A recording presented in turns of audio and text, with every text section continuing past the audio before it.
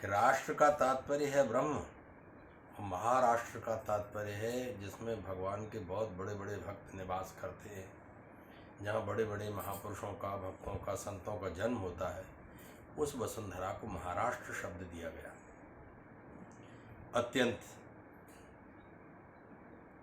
दुर्भाग्य का विषय है उस महाराष्ट्र की धरती पर ऐसे अवसर पर जो संपूर्ण विश्व कराह रहा है, महामारी से आहत हो रहा है, ऐसे अवसर पर तो शास्त्र कहते हैं सज्जनों की, साधु पुरुषों की, ब्राह्मणों की, गायों की, देवताओं की सेवा करो। उनके आशीष आकांक्षा से ही हम लोग नत होते हुए, विनत होते हुए उनसे आराधना करें कि ये इस प्रकार का विप्लव शांत हो जाए। लेकिन कितना विचारणीय विषय है कि ऐसे अवसर पर जहाँ हम संतों की मान्यता करें, सेवा करें, सहायता करें, उस स्थान पर संतों के साथ ये दुर्व्यवहार, जिससे केवल संत समाज नहीं, संपूर्ण मानवता कराह उठी, आहत उठी। इस प्रकार का दुर्व्यवहार, अनीति, अत्याचार से जो भी शब्द दिया जाए छोटा पड़ रहा है। निरपराध संतों को इतनी निर्ममता, बर्बरता, क्रूरता, दुष्टता के साथ मारा गया। कोई पिशाच भी इस कर्म की निंदा करेगा। यदा देवेषु वेदेषु गोषु विप्रेषु साधुषु धर्मे मयि च विद्वेषा स वा आशु विनश्यति। भगवान का वाक्य है श्रीमद् भागवत में कि जब जब व्यक्तियों की देवताओं में, वेदों में, साधुओं में, ब्राह्मणों में, गायों में, भगवान में और धर्म में अश्रद्धा, अवमानना होती है तो परिणाम भयंकर होता है। श्री पुराण काल लिख रहे हैं, स्मृति शास्त्र लिख रहे हैं, अपूज्या यत्र पूज्यन्ते पूजनीयो न पूज्यते त्रीणि तत्र प्रवर्तन्ते दुर्भिक्षम मरणम भयम। अपूज्यों की जहाँ पूजा होती है, पूज्यों का अपमान, तिरस्कार, बहिष्कार होता है, वहाँ तीन बातें होती हैं। त्रीणि तत्र प्रवर्तन्ते दुर्भिक्षम मरणम भयम। दुर्भिक्ष होता है, मरण होता है, भय होता है।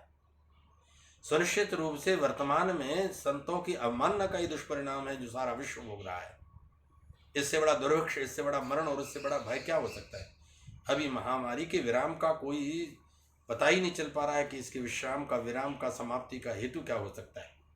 ऐसे अवसर पर संतों की अवमानना ये नितांत दुर्भाग्य का विषय है। एतावता धर्मशास्त्र यदि हम समझते होते तो ऐसे कर्म कभी न होते। इन दुरात्माओं के लिए दंडित कर देना ही इसका संपूर्ण उपाय नहीं है।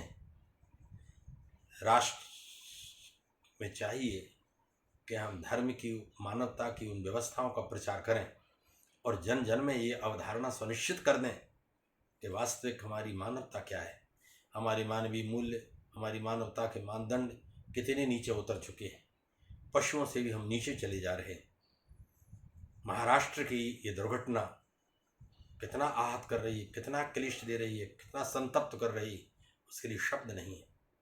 आज यदि हम धर्मशास्त्रों से जुड़े होते, यदि हमने रामायण पढ़ी होती, भागवत पढ़ी होती, धर्मशास्त्रों को देखा होता, वेदों को देखा होता, या उस तरह की मानसिकता हमारे राष्ट्र में होती तो इस प्रकार की परिकल्पना कोई कर भी सकता था क्या?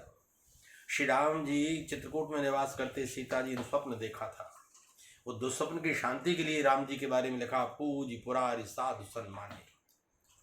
धर्मशास्त्र कहते हैं यदि कोई दुस्वप्न है, भय है, किसी प्रकार की कोई ऐसी आशंका है, ऐसे अवसर के ऊपर जब आप निरुपाय, निस्सहाय हो जाएं, किसी भी रोग में, बीमारी में, आपदा में, उस समय आपको संत जनों के चरण पकड़ना चाहिए और देवताओं को मनाना चाहिए। देवाराधन और संतों का आश्रय ही उसका एकमात्र विकल्प है। महामारी के इस महाविनाश से निकलता हुआ समय विश्व इस बात के लिए द्योतित करता है कि आप संतों की शरण में चले जाएं। संतों के बिना कभी कोई नहीं बचा सकता है। भगवान को भी बचाने के लिए तत्पर तब होना पड़ता है जब संतों की अनुकंपा होती है। ऐसे अवसर पर हम संतों के आशीर्वाद के स्थान पर ही अभिशाप ले रहे हैं। इसका दुष्परिणाम क्या हो सकता है, उस कल्पना से हम कांप जाते हैं।